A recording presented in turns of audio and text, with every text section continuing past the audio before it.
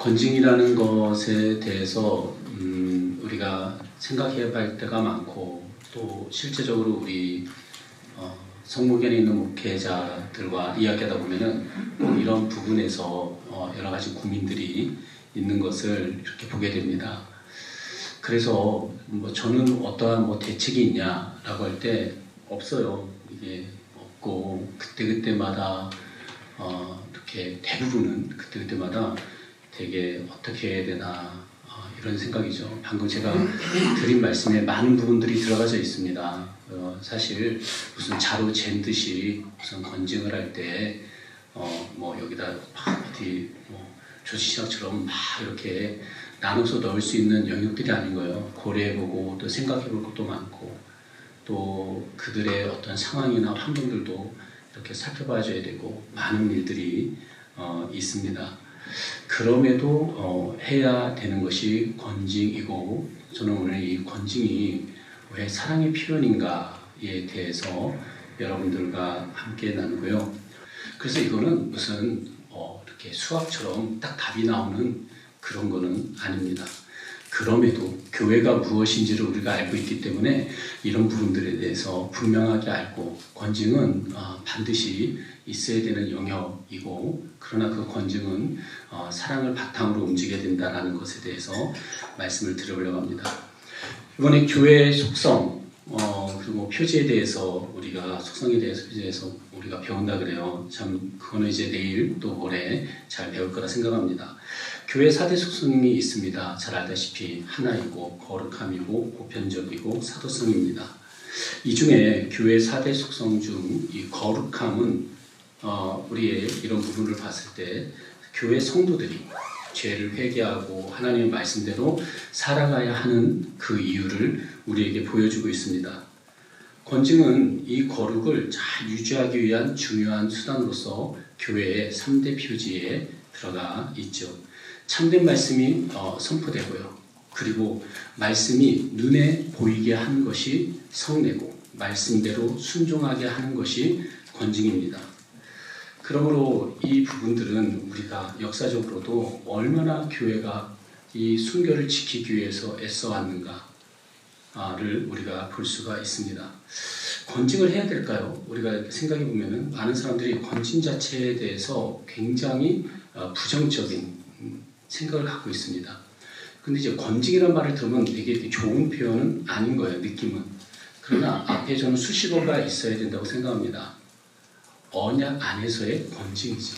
언약 백성 안에서의 권징이죠. 권징을 해야 되겠습니까? 그렇죠. 우리는 권징을 해야 됩니다. 권징을 해야 돼요. 근데 이제 권징은 우리가 무슨 망치를 갖고 있는 게 아니에요. 많은 사람들이 권징하면은 마치 망치를 갖고 있고 뭐가 모난 게 어디 없는가 찾아다니는 것처럼 생각하는데 절대로 그런 것이 아닙니다. 권징은 우리가 잘 배우고 알다시피 권징은 사랑의 행위입니다. 이것을 가지고 우리는 사랑하는 모습을 보여줘야 되는 거죠. 개인적으로는 권고받고 회개할 수 있도록 돕는 것이 권징이고, 교회로서는 약한 양을 보호할 수 있어서 기쁜 그것이 바로 권징입니다. 만일 우리가 권징을 멀리하면, 권징에 대해서 우리가 거리감을 가지고 있으면 사랑하는 법을 우리가 하나님보다 더 잘 알고 있다는 그 교만에 서 있게 되는 겁니다. 하나님도 사랑하는 자마다 그를 징계하여서 그가 더욱더 하나님의 뜻 가운데서 살아갈 수 있게끔 하는 거죠. 근데 어떤 사람은 이렇게 말합니다. 기독교의 복음은 죄를 용서하는 거 아닙니까? 그런데 왜 용서한 자를 그것도 사람이 하나님이 용서했는데 왜 권징을 합니까? 그래서 우리는 마태복음 18장을 보기 전에 두 가지를 좀 한번 생각해 봐야 되는데요. 신약에서 죄를 용서받았다는 게 뭔가, 또 신자들은 누군가라고 했을 때 그걸 우리가 배운 바에 의해서 아주 간단하게 말씀드리자면 새 언약에 들어왔다라는 거예요. 그럼 구약은 어떻게 됐습니까? 히브리서 8장 8절에서 13절에 있는 것처럼 언약을 맺은 당사자들에게 문제가 있었고, 언약을 맺었어도 그들은 이 언약에 머물지를 않았습니다. 즉 중생하지 않은 모습들이 그대로 다 있었던 거예요.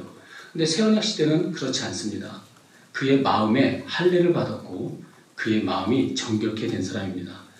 그래서 에스겔서 36장 24절 28절 이 성령께서 우리 안에 내주하신다는 것을 마이클 호트는 성령이 보편적이고 항구적으로 구약과 다르게 내주하신다라고 말씀합니다. 에레미야서 31장은 율례대로 행하게 하고 법을 지키게 하신다라고 말하고 신명기 30장 6장은 우리에게 그 마음의 할례를 받았다라고 이야기를 합니다. 그런데 신약에서는 여기에 하나가 더 추가가 됩니다. 그것이 어떤 거냐면 가족이라는 거예요. 우리가 순종할 뿐만 아니라 가족으로 형성되어져 있는 거예요. 그래서 교회가 어떤 사람들이 모여져 있고 누군가가 죄를 지었을 때는 어떻게 대처해야 되는가, 우리가 새 마음을 가지고 있을 뿐만 아니라 우리가 가족으로서 움직여야 되는 거죠. 그래서 마태복음 18장 15절에서 20절은 예수님께서 교회 내에서 형제가 범죄했을 때 어떻게 대응해야 되는가를 보여주고 있습니다. 그 전에 이제 마태복음 18장 오늘 본문을 보기 전에 두 번째 좀 다뤄야 될 것은 마태복음 18장만 우리가 봤을 때 교회에서, 우리가 흔히 말하자면 교회에서 성도들을 어떻게 대해야 되는지를 좀 설명하고 있다는 거예요. 그게 1절에서 5절 첫 문단은 자신을 낮춘 자입니다. 어린아이같이 마음이 부드러운 자인 거죠. 두 번째 6절에서 9절은 소자 하나도 실족하지 않게 하는 거죠. 그래서 형제를 괴롭게 하지 않는 겁니다. 세 번째는 10절에서 14절을 보면은 잃은 양의 비유가 나와 있습니다. 한 영혼이 얼마나 귀중한지, 그리고 양 한 마리를 잃었을 때 그것을 찾으시려는 그 하나님의 그 마음이 어떠한지를 아주 잘 드러내고 있습니다. 그리고 나서 오늘 본문입니다. 그렇다면 형제가 죄를 지었다면 어떻게 해야 되는가라고 할 때 저는 얻으려고 하는 마음으로 접근을 해야 된다는 거예요. 이 형제를 어떻게든 얻으려고 하는 마음입니다. 근데 사람들이 누군가를 이렇게 죄를 봤을 때 혹은 그 죄를 우리가 이렇게 지적하려고 할 때 하지 않으려고 합니다. 그거는 보통 사람들이 어떻게 생각하냐면 그냥 목사가 해야 될 일이라고 생각하고 자기가 굳이 해야 될 일이라고는 생각하지 않아요. 우리가 잘 알다시피 교회는 하나의 공동체입니다. 그래서 한 영혼을 그대로 잃어버리는 것이 주님의 뜻이 아니라는 것을 18장에서 우리는 분명하게 알고 있을진데, 범죄한 형제도 그대로 잃는 것은 주님의 뜻이 아니라는 것을 우리는 기억을 해야 됩니다. 그래서 주님의 마음으로 반드시 접근을 해야 되는 겁니다. 물론 우리가 잘 알다시피 이 절차가 있습니다. 1대1의 절차, 또 두세 명이 가는 절차 있는데, 그래도 모든 마음의 목적은 이 형제를 얻기 위한 것이 모든 것의 동기가 돼야 되는 거죠. 한 영혼도 잃지 않게 하기 위한 마음입니다. 15절입니다. 내 형제가 죄를 범하거든 가서 너와 그 사람과 상대하여 공부하라. 만일 들으면 내가 내 형제를 얻을 것이요. 잘 알고 있어서 제가 이런 주의들이나 이런 걸 좀 어디까지 해야 될지 고민이고요. 잘 알고 있는 내용이어서 먼저 보자면, 내 형제가 범자였다면, 그럼 언약 공동체에 함께 하기로 했던 자죠. 내 형제. 그 사람이 범죄했다면 먼저 어떻게 해야 합니까? 개인적으로 찾아가서 권면하라 라고 합니다. 먼저 알아야 될 게 뭐냐면, 그리스도인들에게는 권면하는 권세가 있다는 거예요. 권면하는 권세예요. 물론 뒤에 두세 명이 기도하는 거, 그렇죠. 우리 그리스도인들에게는 기도하는 권세가 있죠. 이 권세가 있습니다. 권면하는 권세가 있어요.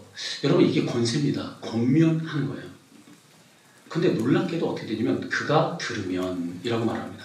그가 들으면 얻은 것이요 라고 말합니다. 우리가 이 의미를 보면은, 그러면 이미 그 형제가 죄를 범했을 때 잃었다는 거예요. 잃은 양과 같다라는 거예요. 그런데 누군가가 가서 권했을 때, 은밀히 가서 권했을 때 그가 들으면 얻은 겁니다. 사실은 교회는 딱 여기 이거를 만약에 1단계라고 하자면은 이 1단계가 되는 게 가장 좋죠. 왜냐면 얻었잖아요. 읽고 또 얻었잖아요. 또 계속 얻어요. 교회는 계속 이렇게 얻는 겁니다. 근데 교회 숫자는 그대로인데 계속 얻잖아요. 헌금도 그대로인데 얻잖아요. 어쩌면 뭐 숫자적인 뭐 그거는 하나도 바뀌지 않는데 뭐 이렇게 얻는 거예요. 권면하는 걸 받아들이고 생각을 하고 얻는 거잖아요. 목적은 얻기 위해서 하는 거죠. 누군가의 죄를 봤을 때 뭐 이런 거 막 있잖아요. 페이스북 뭐 이런 데다가 아무도 모르는 것처럼 그 사람이 그럴 줄은 몰랐다. 뭐 이런 거 안 하는 거예요. 믿을 사람이 없구나. 뭐 이런 거 안 하는 거예요. 가서 만나는 거예요. 만약에 누군가가 가정에 굉장히 폭력적으로 소홀하고 또 그리고 굉장히 반항적으로 예배에 빠지고 그렇게 한다면 누군가가 그걸 본다면 모른 척하지 않는 거죠. 그래서 기도한 후에 1대1로 은밀하게 그와 만나서 이야기하는 겁니다. 물론 여기에 대해서 여러분들이 잘 알 거라고 생각을 합니다. 우리가 다가갈 때 어떻게 다가가야 되는가라고 할 때 갈라디아서 6장 1절을 보면 형제들아 사람이 무슨 범죄한 일이 드러나거든 신령한 너희는 온유한 심령으로 그러한 자를 바로잡고 두 가지죠. 예, 어떻게 이야기합니까? 온유한 심령입니다. 부드러운 그 마음이죠. 그러나 이것만 있는 게 아니에요. 그를 바로 잡으려는 마음이죠. 교회에서 제가 이렇게 사람들 보면은 요 둘 중에 하나만 갖고 있을 때 굉장히 좀 반발이 일어나는 경우가 많이 있습니다. 뭔가 가서 막 가르치려고 하고 뭔가 이제 크게 책망만 하려고 할 때. 근데 이제 가져야 될 게 온유한 심령. 그리고 온유한 심령만 하면서 그냥 고개만 끄덕이고 다 이해해 주는 게 아니라 바로 잡아주는 것. 이것이 중요합니다. 왜 그럴까요? 얻고자 하기 때문에 그렇습니다. 얻고자 하기 때문에. 이 형제를 얻고자 하기 때문에 그런 거죠. 진솔하게 대화를 하고 또 만나서 이야기하고 기도하고 또 만나서 이야기하고 그래서 헤세드의 사랑 우리 주님께서 우리에게 어떻게 오셔가지고 이렇게 우리가 나 같은 자를 이렇게 건져내셨는가를 생각하면서 또 온유한 마음으로 가서 말하죠. 우리가 잘 배웠다시피 내가 너였어도 나는 이런 유혹에 많이 흔들렸을 것 같다라고 이야기하고 그러나 이 온유한 마음과 함께 또 그를 바로 잡으려는 것이 굉장히 중요합니다. 만약에 이 사람이 받아들이면 얻은 거예요.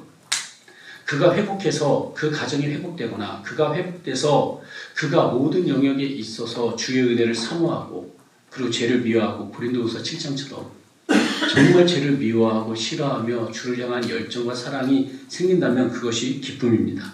이것이 얻은 거죠.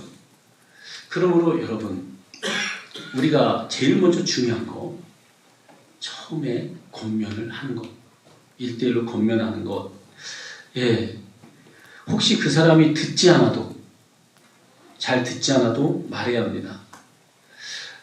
못 알아들어요. 보통 1대1로 할 때는 이제 잘 못 알아듣죠. 못 알아듣는데 원래 사람들은요 이게 사랑을 담은 말인지 아닌지 그때는 모릅니다.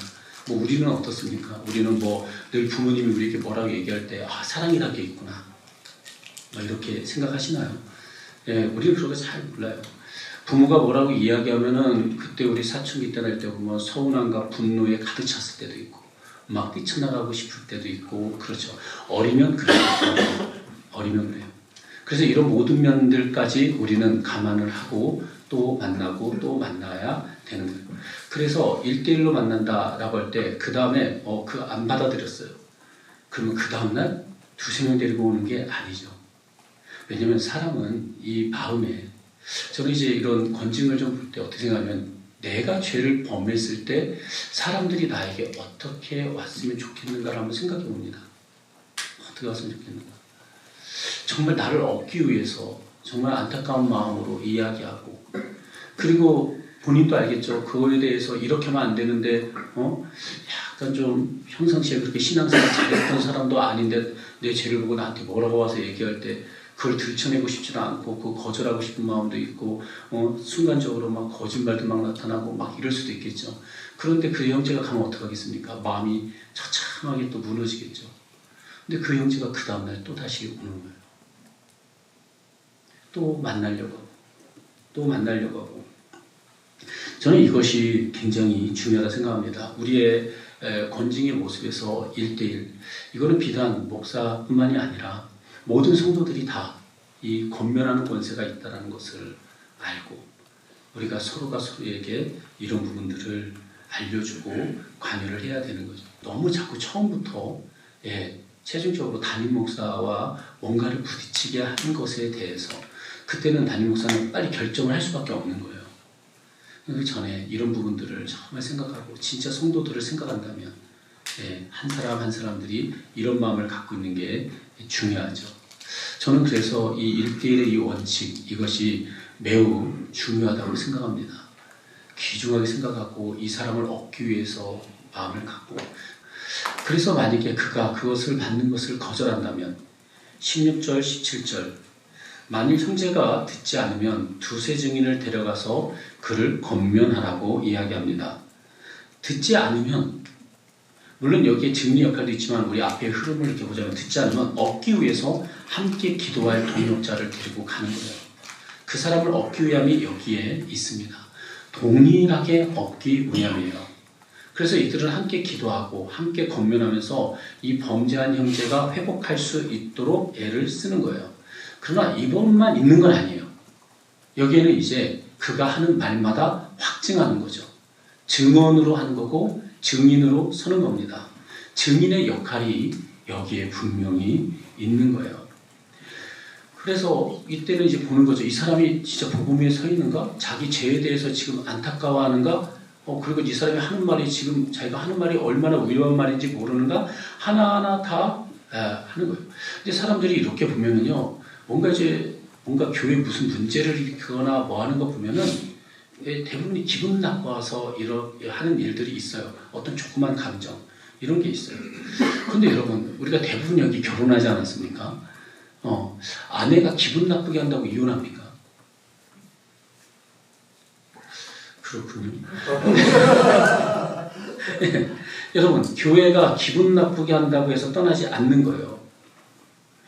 이게 되게 너무 좀 이렇게 비약하는 거 아닌가요? 이렇게 생각할지 몰라도, 여러분 이제 언약이잖아요.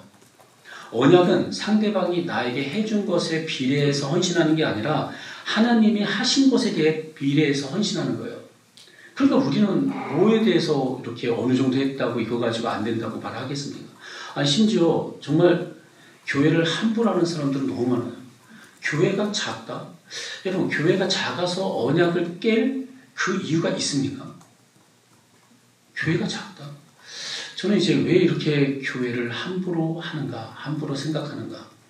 이미 두세 명까지 가면은요, 그의 마음 안에 있는 본질적인 거는 막 좀 가리고 온갖 불평불만을 다 드러내고 있는 거죠. 근데 그 죄에 대해서 계속 묻는 거예요. 또 묻는 거예요. 그리고 두세 명은 여기에 대해서 확증을 하는 거죠. 그래도 얻기 위해서 끝까지 이걸 갔습니다. 그래도 듣지 않는다면 17절입니다. 교회에 말하는 거예요. 저는 여기에서도 동일한 원리가 적용된다고 생각합니다. 이때 교회가 전체가 알았을 때 교회는 이 사람을 얻기 위해서 애써야 됩니다. 정말 애를 써야 돼요. 이렇게 흉보고 뭐하고 이런 게 아니라 정말 애를 써야 돼요. 그런 것과 동시에 이제 교회는 전체가 증인의 역할을 하게 되는 거죠. 그래서 형제가 여전히 듣지 않으면 교회의 권위로 그를 권면해야 됩니다. 여러분, 이 권면하고 이 권징하는 이런 부분들이 사실은 굉장히 고통스럽고, 그리고 이렇게 하면은 우리가 예측 능력이 이제 워낙 좋은 목회자들이라서 이렇게 하면은 저 사람들이 나갈 것이고 무슨 일을 할 것이라는 것을 다 알게 됩니다. 그러나 교회의 말까지도 거절해 버린다면 이때는 권징을 해야 되는 거죠. 물론 지금 모든 것 다 권징의 단계에 있지만 이때 우리 좀 생각하셔야 돼요. 물론 뒤에 나오는 두세 명이 함께하는 이것도 우리의 큰 위로가 되지만, 히브리서 12장 11절을 보면은 무릇 징계가 당시에는 즐거워 보이지 않고 슬퍼 보이나 후에 그로 말미암아 연단받은 자들은 의와 평강의 열매를 맺느니라 라고 합니다. 사실 저 권징이 일어나면 분위기는 굉장히 싸하죠. 정말 싸하죠. 그럼에도 이것을 통해서 연단받은 자들은 하나님께서 우리에게 주시는 의와 평강의 열매를 맺게 됩니다. 이때 말을 했을 때 이때 들으면 좀 괜찮은데, 그래서 제일 처음이 중요해요. 1대1. 이때가 정말 중요합니다. 우리는 이렇게 권징을 할 때 이 사람 한번 교회에 한번 샘플로 한번 세워봐야겠다. 절대 그런 생각으로 해서는 안 됩니다. 우리가 생각하는 것처럼 그렇게 나타나는 게 아니잖아요. 그래서 어쨌든 이 사람을 얻으려고 하는 거죠. 그래도 듣지 않으면 18절에서 20절 이방인같이 여기고 그리고 이 교회의 권세에 대해서 설명을 하고 있습니다. 이방인이라는 것은 이스라엘에서 전통적으로 쓰는 용법이죠. 그냥 구원받지 못하는 자예요. 세리는 진짜 악한 자고요. 그러니까 여기까지 갔다라는 거예요.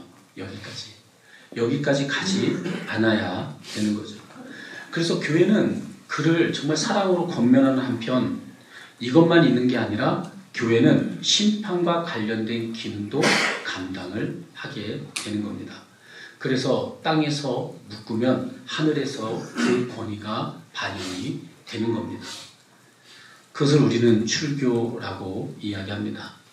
교회 회원을 자격을 박탈을 하고 성찬을 참여를 금지하고 쉽게 말하면 그리스도인이라고 부르지 않는 것이고 그와 교제하지 않는 거죠. 그래서 excommunicating, 그래서 출교하는 겁니다. 그와 교제하지 않는 거죠.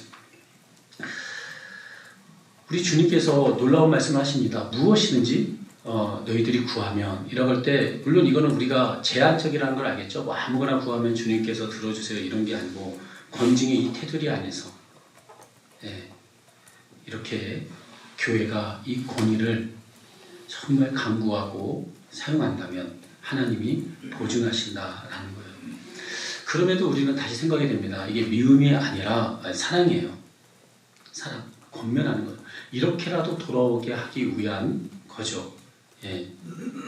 정말 교회에서의 결정이 이 정당한 절차가 하나님의 결정과 같다라는 이 믿음이 우리에게 분명하게 중요하고요.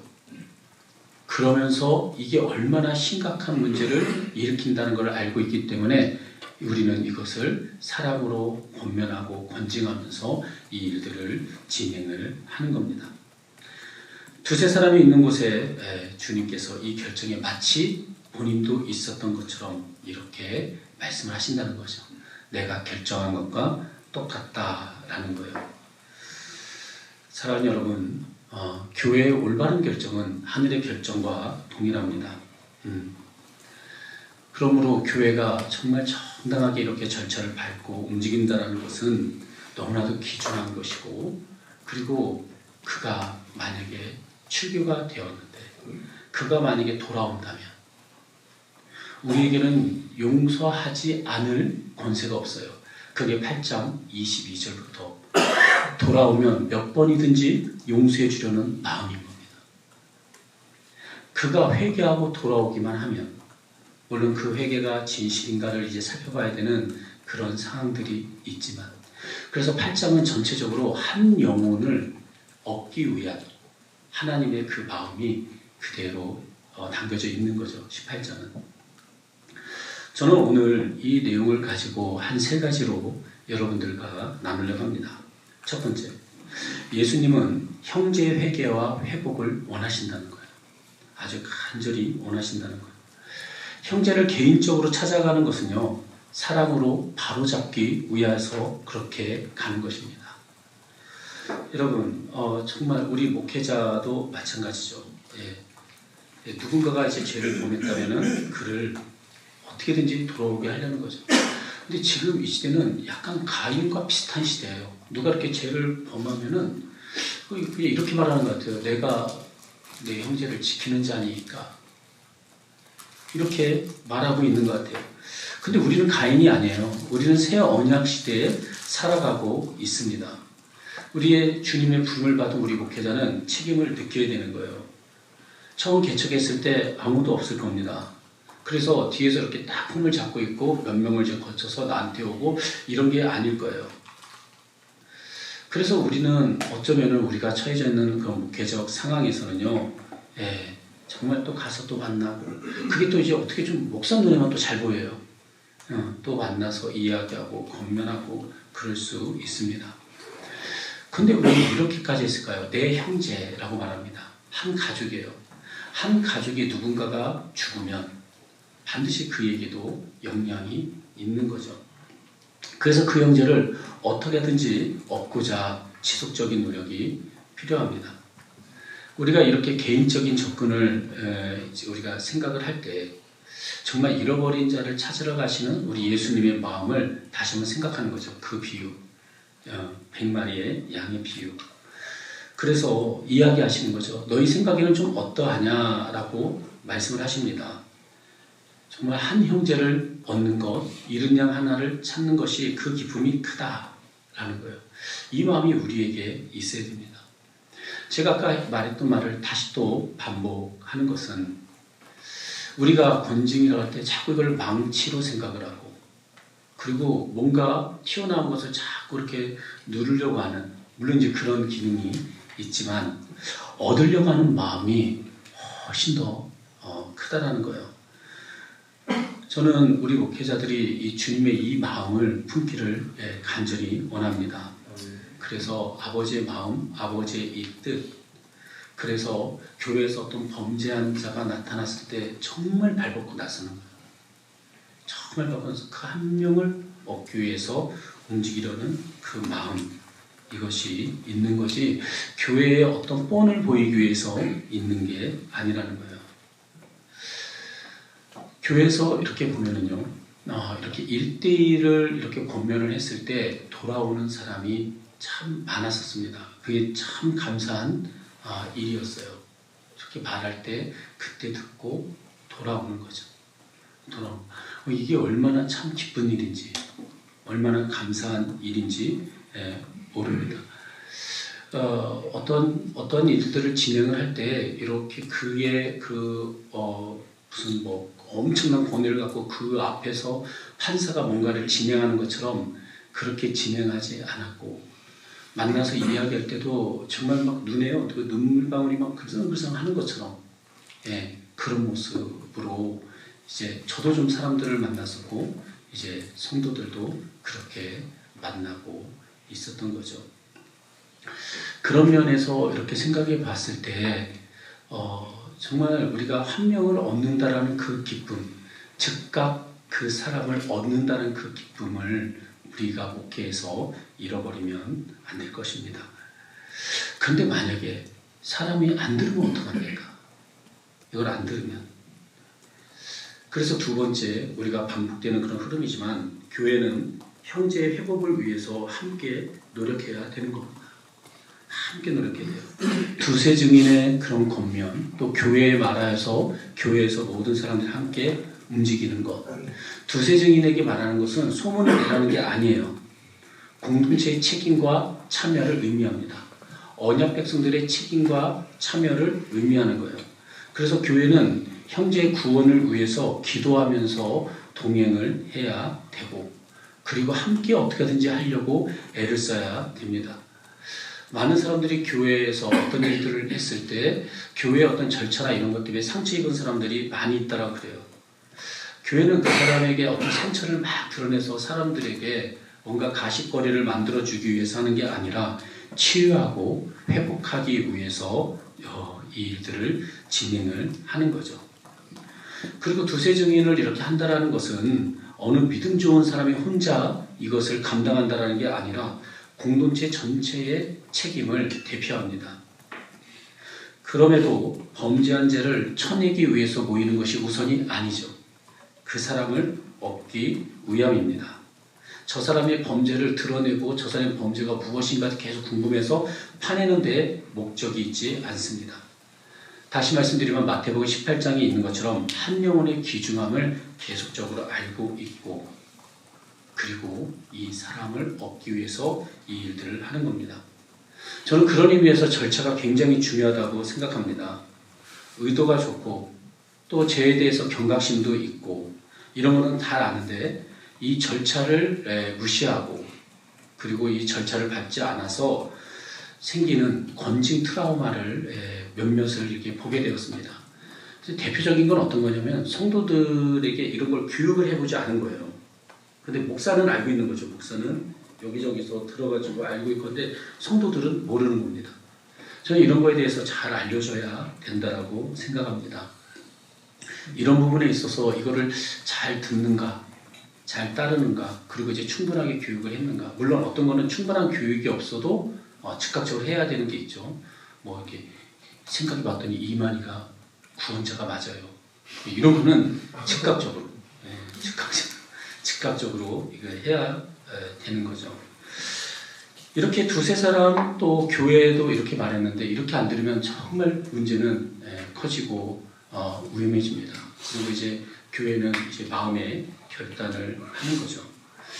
저는 우리 성모교회 목사님들이 이 길을 되게 잘 가고 있다는 생각이 들어요. 그리고 저 같은 사람도 여기에서 여러분들하고 같이 있음으로 말미암아 참 많은 유익을 이제 얻게 되었죠. 그래서 저는 집단적인 이런 지성의 힘을 굉장히 많이 얻은 사람입니다.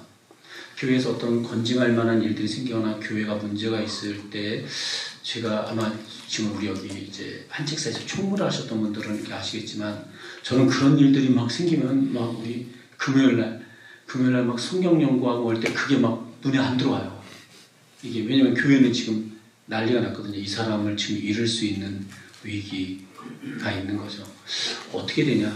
왜 제가 이렇게 한책사에 있는 사람들 이런 얘기를 나눌 때가 좋았냐면 이분들은 성경의 근거에서 이걸 해결점을 이야기합니다. 또 그게 저에게는 굉장히 큰 힘이었어요. 그래서 어떤 사람들은 이렇게 두세 명과 또 교회에서 권면할 때 돌아오는 사람들이 있었던 거죠. 사랑하는 여러분, 어떠한 문제가 있을 때 혼자서 뭔가를 이렇게 대처하기보다는 이렇게 신앙 또 이 목회 선배들과 이거를 같이 나누는 것도 굉장히 중요합니다. 그래서 같이 나누고 이 문제를 어떻게 다뤄야 되는지, 그리고 전화하고 상담받아 보면은 별거 없다는 걸 알게 될 겁니다. 왜냐면 그분들도 그냥 계속 기도하면서 또 만나고 또 하는 거예요. 얻는 인사이트가 몇 가지가 있겠죠. 근데 이제 사람들이 조금 말을 안 듣는다고 막 쳐내시면 안 돼요. 교회가 자꾸 쳐내는 구조가 되는 게 아니라 얻기 위해서, 그리고 그것이 안 됐을 때 부득이하게 이 일들을 하는 거죠. 예, 우리도 다 승질이 있죠. 예, 그래도 우리가 이 사람을 얻기 위해서 한 번 나가면은 그게 또 언제 어떻게 될지 모르지 않습니까? 그러니까 그 전에 계속 권면하고 또 권면을 하는 거죠. 이렇게도 안 받아들인다라고 할 때 세 번째, 그리스도의 권위를 교회는 사용해야 됩니다. 권징을 시행할 때는 미움이 아니라 다시 한번 말씀드리지만 사랑으로 형제 회복을 바라는 마음으로 하는 겁니다. 한 영혼을 얻기 위한 그 결정에 주님께서 함께 하신다라고 말씀하고 계십니다. 마태복음 18장 20절에 두세 사람이 내 이름 모인 곳에는 나도 그들 중에 있느니라. 목회자들은 이 약속을 믿고 형제를 위해서 기도하고 권면하셔야 돼요. 여러분, 그 어떤 사람이 이렇게 권직을 했을 때 그냥 함부로 하고 나갈 수도 있습니다. 그때 여러분 이 약속을 믿으셔야 돼요. 두세 명이라 하더라도, 한 명은 아니죠. 예, 두세 명이죠. 증인의 개념이 있으니까. 여러분, 우리가 이렇게 하다 보면은, 권징이라고 하다 보면은 실수 많이 합니다. 여러분, 권징 같은 거 하거나 뭐 할 때 실수가 없을 것 같아요? 실수 많아요. 여러분, 권징만이 주님께서 주신 권세입니까? 또 이것만이 그 주님께서 우리에게 주신 겁니까? 우리 목사의 이러한 이 질서의 지위, 이것도 그렇죠. 우리도 목사의 이 역할을 하면서 실수를 많이 하지 않습니까? 실수들이 다 있어요. 그런 시간들이 다 나타납니다. 교회에서 어떤 권징이 일어났을 때, 물론 이런 절차와 이런 것도 잘 있겠지만, 그래도 주의 그 은혜가 거기에 있어야 이런 부분들이 이렇게 되는 것이지. 그래서 어떻게든지 얻으려는 그런 마음이 굉장히 중요하다라는 생각이 듭니다. 해야 됩니다. 우리는 사람을 얻기 위해서 해야 됩니다. 단지 교회에 이렇게 몇 명을 더 채우기 위해서 그 사람을 그냥 놔두는 게 아니라 교회가 얼마나 거룩한 곳인지를 알기 위해서 이 일들을 해야 되는 거예요. 그래서 저는 이렇게 말을 하고 싶습니다. 우리는 가인이 아니라고, 우리는 형제를 지키는 자라고 말하고 싶습니다. 그리고 그 형제를 지키는 자의 그 맨 앞자리에 우리 목회자가 있는 거죠. 목회자는 하나님의 말씀으로 교회를 지키고 또 성례로 교회를 지킬 뿐만 아니라 권징으로 교회를 지킵니다. 더군다나 순종하고 또 주를 위해서 살아가겠다라고 서약한 그 사람들을 어떻게 하든지 지키려고 하는 게 바로 목사가 해야 되는 일들인 거죠. 그러므로 권징이라는 것은 무슨 화려한 칼이 아닙니다. 어떻게 하든지 얻으려고 하는 마음, 어떻게 하든지 한 형제를 얻으려고 하는 마음, 그리고 그때는 함부로 행동해가지고 그것이 무엇인지를 모르나 그럼에도 끝까지 그 사람을 얻기 위해서 말씀을 좀 정리하겠습니다. 여러분, 우리는 형제를 지키는 자입니다. 그리고 목사뿐만이 아니라 모든 성도가 다 형제를 지키는 자입니다.